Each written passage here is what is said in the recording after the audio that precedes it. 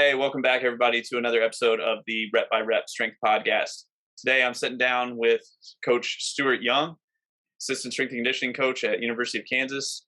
Coach, thanks for joining us today. And go ahead and give us a little intro about where you're at, what you're doing, athletes you're working with, etc. Yeah, thanks, Travis. Thanks for having me. Like you said, I'm currently Assistant Strength Conditioning Coach at University of Kansas. I've been here for about 4.5 years now. I work right now directly with track and field and men's golf, and have previously worked with football here. Before I was here in Kansas, I was at University of Alabama at Birmingham for about 3.5 years, working with a number of sports. I started with baseball and football there. When the football program got cut, I also worked with men's and women's tennis, track and field, women's basketball, and then football again when they brought it back. And then before UAB, I was working at Samford University, also in Birmingham, which is where I went to school. I did softball, women's soccer, women's basketball, women's volleyball there. So in the last little over 10 years that I've been a strength conditioning coach, I've worked with just about every sport, directly in charge of every sport except for men's basketball, and I guess rowing, if that's that's a little less common of an Olympic sport in a lot of colleges. And then I also coach a weightlifting team called True Strength Performance. And so that's a little bit of in-person and a little bit of online kind of combination. It's morphed throughout the years. We're coming up on 2 years of kind of being a little bit more of an official thing. It started as just a hobby and a passion of mine. And as I started learning about weightlifting and getting into it, more of it myself and using it with my teams and athletes, I started to enjoy it a lot more. And so I train and compete as a weightlifter. And then it honestly started with me coaching and training interns and other coaches that I worked with over the years and people that I worked with. And then that's kind of morphed from there into, having people in several different states now that I coach and train that I've met through the strength and conditioning field. And so that's kind of another passion of mine that I like to do as well. So Awesome. Yeah, I think so. Are you USA level 2, level 3? Yeah, so they it's level 3, but they don't call it level 3 now. So I took the level 1 and level 2 course, and then they kind of renamed it a couple years ago. So they have a national coach, which is level 3, which is what I have, and then they have an international coach and then a senior international coach. So what they did is they've kind of made it all the top 3 levels dependent upon the athletes that you coach and produce. And so if you produce a certain number of national level athletes that make it to the national championships, then you're a national coach. And then if you get several that they have different criteria for junior, senior, stuff like that, youth. If you get several to international meets and international teams, then you can become an international coach. And then once you've got a certain number, you become a senior international coach. And I want to say there's maybe like 10 of those in the country. Right. So yeah, maybe one day we'll get there. All right. So it's all kind of trying to find that weightlifter that's going to finally get that international for you, basically, right? Yeah. Yeah. Gotcha. And I've got one girl that's really close now. She's Is that Kat? Yeah, Kat. Yeah. So yeah. I started coaching her in 2014.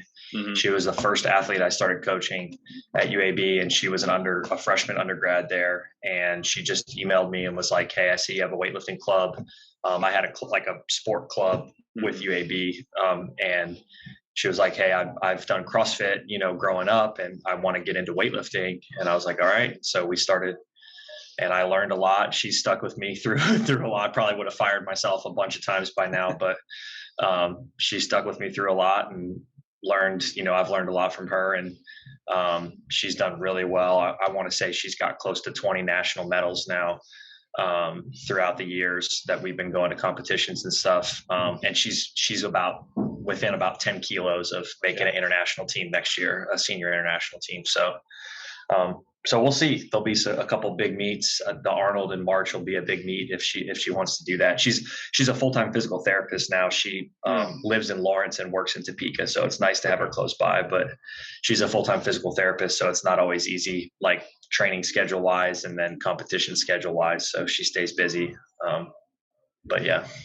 Yeah, man, that's one of the things. Like I've been following on Instagram what True Strength Performance is doing, and I keep up with your lifters that way, and kind of track their stuff. But that's the other thing that I run into with people who are on all sorts of time constraints. So you may have 30 minutes, 45 minutes with somebody, and what's the most efficient way to get some lifting in and get a lot of quality work is going to be snatches, clean and jerks, and the derivatives. But anyway, I was kind of asking you those questions there because the little debate we've been seeing a little more recently about people talking about training athletes and feeling like such a dichotomy of, must you do trap bar jump shrugs or must you do Olympic lifting? Can there be any gray area? And I like to exist in the gray. Like for certain athletes, I've got some that can absolutely do the full Olympic lifts and no issue. Other ones it's going to be derivatives and pulls from different positions, and other ones it might be trap bar jump shrugs. But anyway, what are your thoughts, like going from training specifically Olympic lifters who are going to competitions and athletes? Is there a time and a place for both that you've seen, or how's that look for you? Yeah, I think there's a time and a place for both. The way I approach it with obviously, if you're a weightlifter, that's the sport, so that's what you got to do. But as an athlete, I approach it from just kind of a standpoint of, one, it's a skill and technique, first of all. So that's kind of how I approach it with them. It can have, the Olympic movements can have a lot of benefits, when it comes to strength and power and force production and force, absorption or, receiving the load of a weight, and how we coach that. The speed of contracting, relaxing quickly to be able to move fast, pulling under a bar, all these different things we can talk about how that applies to athletics, right? Mm-hmm. Jumping, cutting, kicking, throwing, running, all these different things. And then also just the skill aspect of it, I think, is a huge part too, right? What do our athletes do at practice?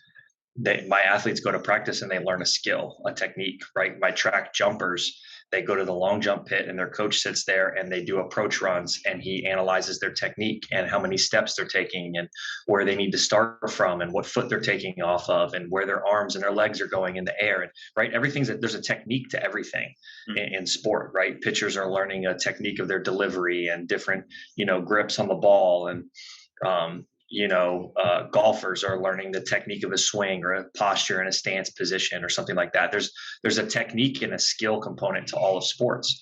So I think one really overlooked aspect of weightlifting is just the fact that it is a very skilled movement, right? And so I think there's a benefit from athletes learning a skill in the weight room, just like they learn a skill at practice. Yeah. And so I don't think what we do in the weight room should be mindless. I think you're learning a skill. And I kind of present it that way and approach it that way so that they understand that, hey, I want their attention, first and foremost. I want them to pay attention and focus on what we're doing because it is a skill and it's going to involve thought. It's not just mindlessly lifting weights. Yep. And then from there, I just approach it on an individual basis. So I have a teaching progression. I teach from basically the receiving position of each lift down to the start position, which eventually would be from the floor, but we have a bunch of different ways to modify where the lift can start from. So the receiving position of the clean is obviously a front squat or a front rack. So that's what we work on first. And a lot of times with cleans, what I've found in athletes across the board is that's the number one hurdle for people is the front rack position. Yep. So we'll work on it. We'll work on the mobility needed. We'll work on front squatting. We'll work on 2 fingers under the bar, 3 fingers under the bar, maybe no fingers under the bar, your hands, out straight or whatever to start. So we just progress through that. If there's injury or like a legitimate medical issue why they can't be in certain positions, obviously I'm going to find something else for them to do. But if there's not, then I want them to progress towards being able to do it, because I know it's going to benefit them. It's not just I don't like it, I don't want to do it, so I'm not going to do it. So that's the first thing, and then I progress from the top down approach, basically. So we teach a high hang position from the hip, and then we'll go down to below the knee, a hang position just below the knee. Mm-hmm. I'm not a huge fan there. I think there's a benefit for weightlifting athletes for above knee work once they understand the lifts more. Right. But when I'm teaching someone to lift, even a weightlifter, I like to do my hang work from what we call position 2, which is a hang below the knee, because it teaches them to navigate the knees and move back and forth and get the stretch on the hamstrings and be able to hinge and squat and do those things that are required when you're deadlifting or, pulling from blocks below the knee or eventually going from the ground. I think there's benefit to navigating and learning that movement. And I think in my experience, when you only do a bunch of above knee work, you can kind of get into some cheating positions that don't really help you when you go below the knee. So somebody might be able to hang clean 100 kilos above the knee, no problem. And then you tell them to go below the knee and they don't know what the heck's going on. They can do 60 or 70. Right. And then same thing with the snatch as well. We'll teach, from the top down. And honestly, I teach them the receiving position. I teach them the starting position, the posture I want. And I tell them to jump and catch. I tell them to use their legs, drive the bar vertically as hard as they can, and finish and move fast. And then we work on, 99.9% of athletes are going to catch in a power to start with anyways, with just a minimal knee and hip flexion. And so then we'll work on, the aspect of kind of pulling your body under the weight. And for athletes, I don't ever teach them you have to catch this at the very bottom, right, at the bottom of a squat, like a weightlifter should. But I do want them to get the aspect and the feeling of the coordination and timing of using your legs, using your arms, and pulling your body into the receiving position, relaxing, being fast, and then tensing and bracing for the load, and being ready for it when you catch it. And so we do different things. Like every day we do a weightlifting movement. We'll do a complex to warm up with just an empty bar. And so for cleans, I'll do what I call pull unders for cleans. And so that's where they start on their toes or a tall clean. Sometimes Greg Everett for Catalyst calls them that, but you'll start on your toes with your legs straight and then you'll just work on pulling under into the receiving position. So it's just kind of that last part of the lift. And so that's how I teach the weightlifting movements. But like I said, if there's a part of that where someone has an issue where they can't, yes, I'll use pulls. Or if someone has an injury, because of practice or competition or whatever, they can't do a certain aspect of it. Maybe there's a wrist injury or an elbow injury or a shoulder thing and they can't catch a lift. That's fine. But I'll do pulls during that period of time. I've also done just even things like medicine ball throws, weighted jumps, like you were saying, whether it's with a trap bar or dumbbells or something like that, some other type of plyometric or something. They're not all the same. I understand that, but I think for the aspect of we're looking for a fast, explosive movement, then I kind of will work those things in. Sometimes I'll use loaded jumps and medicine ball work in addition to weightlifting, in certain periods of the season. I'll use those with my track athletes a lot of times later in the week when we're closer to a meet or something. So we might do snatches or cleans on Monday and Tuesday, and then maybe Wednesday or Thursday we might do some medicine ball work or some lightly loaded jumps, or maybe we might use some dumbbells or kettlebells to load the eccentric portion of a jump and then drop them and do a box jump or something like that. And I use that as a little bit more of kind of like a nervous system, just to get them a stimulus of something, but it's not very taxing to fatigue them. It's not going to make them sore, but they're moving something fast and quick instead of just not training the back half of every week for 15 weeks during track season. And kind of leading into the meet, and it's for my track kids, it's good. And it depends on the sport and the athlete, but they just like to do fast things anyway. So it makes them feel better. So I think there's a component of that too. Psychological aspect because they're already twitchy. Yeah. Right. Absolutely. And I think that's the funny thing too is I think there's a lot of people out there that want like a definitive answer for everything forever and always. And by and large, it's dependent. It depends on the situation. It depends on the athlete. Because, for example, if you're teaching the clean and you're having kids go from hang power clean or whatever, you might give them different supplementary work because of where they're deficient or where the breakdown occurs. If you have the luxury of being in a small group or whatever, but there's just too much of the time people are like, well, it has to be X, Y, Z. So right. I don't know. It all depends on what you're after. Yeah, and I think you can do things like look at the you can look at velocities you're working with, right? And you can another thing that a lot of times people don't. And on social media, when it's you either do Olympic lifts or you don't. Well, we're just saying a category of exercises with weightlifting, right? And Olympic lifts.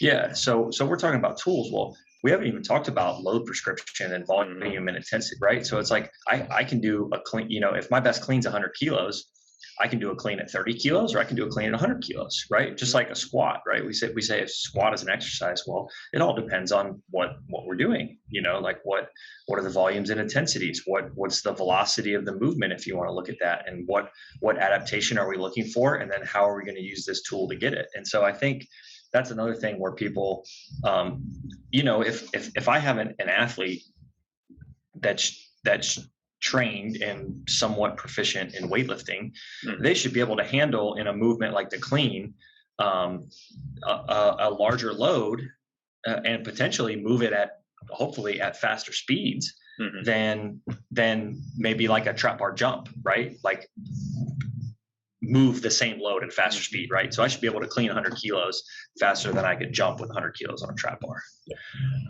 And so I think that's another thing is looking at, like, if I'm doing loaded jumps with an athlete, then I'm probably going to maybe err on the lighter side, and I might be looking for a little bit more velocity, like on that movement, like I'm probably not, just me personally, people might be different, they've done it. I'm probably not going to have someone do 100 kilo loaded jump, because just if they land the wrong way or something, something's just, and like I said, maybe I just don't do it enough to feel comfortable, but I'm just not going to do that. And so that's kind of out. So that tool in my toolbox of loaded jumping would be more on the higher, velocity end of the spectrum and lower on the absolute load. Whereas something like a clean would be something that obviously I can prescribe it to be lighter and faster as well, but it gives me the option to go a little bit heavier and potentially a little bit slower. Same thing with like a snatch or a jerk versus, a snatch versus a clean, or a jerk versus a clean, or a jerk versus a push press. Yep. The tool and the exercise and the movement I'm doing is going to dictate a little bit of my prescription range and like the velocity range I might be looking at. So a lot of times personally, I like to use cleans on more like strength focused or heavier intensity days, or potentially lower body days. And then I like to use snatches and jerks more on, an upper body day, if that's what my programming is like, or just a lighter, more explosive day, because those movements are going to be lighter and faster, especially when I'm talking about my athletes. We're looking at snatching anywhere from 30 to 60 kilos, 30 on the low end for some of my female athletes, up to 60 for my guys for, singles and doubles. Whereas cleans, we're going to be more like 40 or 50 up to 100, 110, 120, just for who I'm working with right now. And so those velocities are going to be a lot different. My peak velocity on a snatch is most likely going to be 2.5 to 3. And my peak velocity on a clean is most likely going to be 1.5 to 2. So I've got a decent gap in the range there. And so I think that's another thing that's kind of not always discussed in depth when we think about these things, is it's just kind of thrown out there like you have to use this or that. Just like you said, I think it's a tool, and then how are you going to use it? Yeah 100%. Like this morning with the group that I was working with, so being more tactical side, short term where I'm working with these guys, it's a little bit different situation, but there are two guys that came up to me today and couldn't do I had a clean complex just to get loose, warm up with nothing heavy, where it was hang power clean, front squat, push press. and just 1+1+1. And 2 guys couldn't do it because of shoulder issues or whatever they have going on. And they ended up doing X-banded jump squats. And that's just because there's legitimately 50 of them in a group.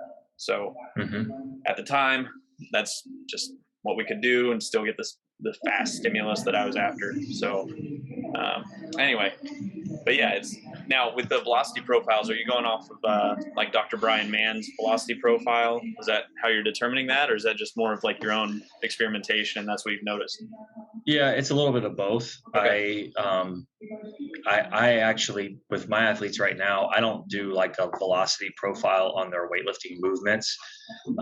I just kind of, at the beginning of the semester, especially with the newer athletes that I'm teaching, we'll go over the technique and the progression. And when they get to the point where they're doing some of the lifts, I can keep an eye and track what they're moving, what speed they're moving certain weights at. And I'll usually just in the session prescribe that based on how it looks.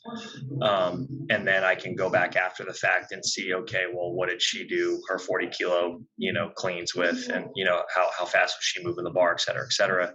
Same thing with snatches and jerks. And then I will use those numbers a lot of times, like I said, when it's closer to competition, especially for track. And we used to do this with football too, but closer to competition, use some of those velocity prescriptions to minimize maybe the intensity on certain days and then emphasize the speed. So I'll just, if we're doing, like we had an indoor meet a couple weeks ago, and the Thursday before the meet, we did some position 2 or hang snatches, and we were staying above 2.8 meters per second. So that's just kind of on the faster end. And so that just by giving that prescription to them, and there's a few of them that I'll alter it because height does play a factor. The taller you are, the faster you're going to move the bar. So some of the shorter ones, I'll have them come down, a tenth of a meter per second or so. But when I give that prescription, then I'm just looking at kind of putting a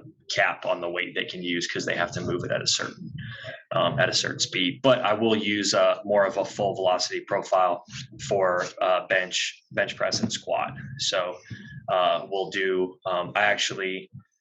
It's similar. I've read a lot of Brian Mann stuff, but I got this out of a book called Force. Oh yeah, the new one with Dan. No, not that one. Goodness gracious, that's a whole nother podcast on that one.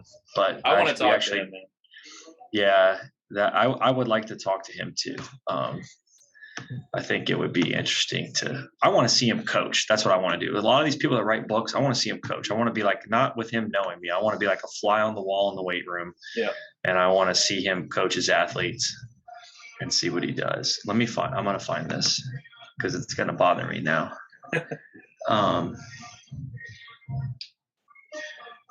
Here, Force and Power. Who's that by? Maximizing. So the title is Force and Power, Maximizing Performance with Velocity-Based Training. It is written by Tony Giuliano and Ty Terrell. Okay. I got the idea. I want to say I got the idea from Will Fleming. Yeah. And then I've used it for several years now. I have several other coaches I know that have used it. And basically it's a velocity profile where you start with an unloaded body weight counter movement jump, and then you work up in the squat, or if you do a bench press, obviously you don't do a jump, but in the squat you do a counter movement jump, and then you work all the way up to, the way I do it with my athletes is I work up to something that's probably about 90% or so.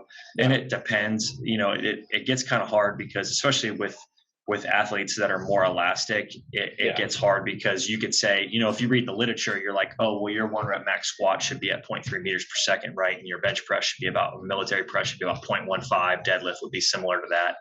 Well, I've got I've dealt with plenty of athletes that can't squat anything under about 0.55, right? Like if it's slower than that, they're missing it. And if they're not missing it, it's going to be fast, right? Like it's just boom. Whereas people like me can do some slower reps and kind of grind through. And so it really depends on the person, but I'll just kind of have them work up to what I feel like is a heavyish weight, the 85 to preferably 90% range of what I feel like, you know, if you don't have a number, you don't know the percentage, but that kind of perceived effort or that velocity. And then you just look at the relationship between the slope of their line and their jump. And then what they do is they have the equation, everything in there, and they relate it to, they put them in two groups called a gorilla or a kangaroo. So the gorilla is kind of like your strong force. They call it a force-based athlete. So that's like your strong athlete that's able to grind through some reps, can produce high levels of force, but they don't do very well in the velocity end of the spectrum. And they probably aren't great at the stretch shorten cycle or activities similar to that, like elastic, jumping, reactive movement, things like that, that require shorter ground contact times and faster contraction velocities. And so a lot of times they'll, that's that category. And then the kangaroo is the other category, which is more elastic athletes that are obviously more on the velocity end of the spectrum and less on the like slow force production. So I would be on like the C group, which would be like the sloth group, most likely. Yeah. Because like neither. But right. Yeah. But yeah, I think what I've seen from Will Fleming that you're talking about is where he's doing he does a muscle snatch. I think it's like 50%, which ends up being like, I don't know, 50 or 60 kilos of muscle snatch, and he'll muscle snatch that every day, and then figure out what his expectations are based on that. So like with my guys, what I'm doing right now is more of a conjugate style. So we have purely, like, every day is total body, one day is power exclusively, one day is strength exclusively, and Friday is more of a hypertrophy, kind of underdeveloped muscle groupings. But anyway, for a while I was playing around with I was talking to Dr. Chris Tabor, and gave me this idea of just a simple stoplight system. So basically they come in and they do 3 max effort vertical jumps. So you track their vert jump over time, and then whenever they break that, it's a green light day, which means we're gonna go. So we might add in some extra sets or chase a little bit heavier than intended because of whatever reasons, but they're feeling really good. Where if they drop off 5% of their best, then it's going to be a yellow day. So we might drop a set, add a rep kind of thing. And then if they're dropping off 10% or more, it's a red light where we're going to drop 2 sets but add 2 reps. So then it auto regulates intensities and volumes over time. And something else I've been playing with is and I'm sure you've done the same thing and noticed the same thing, is like with very competitive athletes, it's one of those things where you need to select exercises that force them to restrict how much weight they're going to lift, because all of them are wanting to change or chase weight, So I've started adding in exercises that are so novel to them where even though they want to, like, max out or push hard, they can't chase too heavy because it's so new to them. But I mean, is that anything where you'll structure that throughout the week or anything? Yeah. So I've done some similar stuff this time. Last year, I actually did a similar kind of breakdown, but I did it kind of almost, I got it from Christian Thibodeau, but it was almost like a 3 total body days, but it was structured a little bit more on like muscle contraction, almost like triphasic type. So there was more of an eccentric focus day, there was an isometric focus day, and then there was just a more concentric, like normal or explosive repetition kind of focus day. And then he also had like a 4th day in there with kind of like what you were saying of like the underdeveloped muscle group kind of hypertrophy work in there. And I kind of like that. One thing that I will do now, we have the ability to track velocity at each of our racks for barbell movements. And so I'll do what you were saying with kind of like trying to mitigate the people that want to maybe add weight all the time or competitive, people, I'll have them compete on like velocity or power output. And so we'll do that. Like I'll make a little graphic or whatever. And if it's like, 75% bench press or, 65% squat with chains, we'll compete on velocity.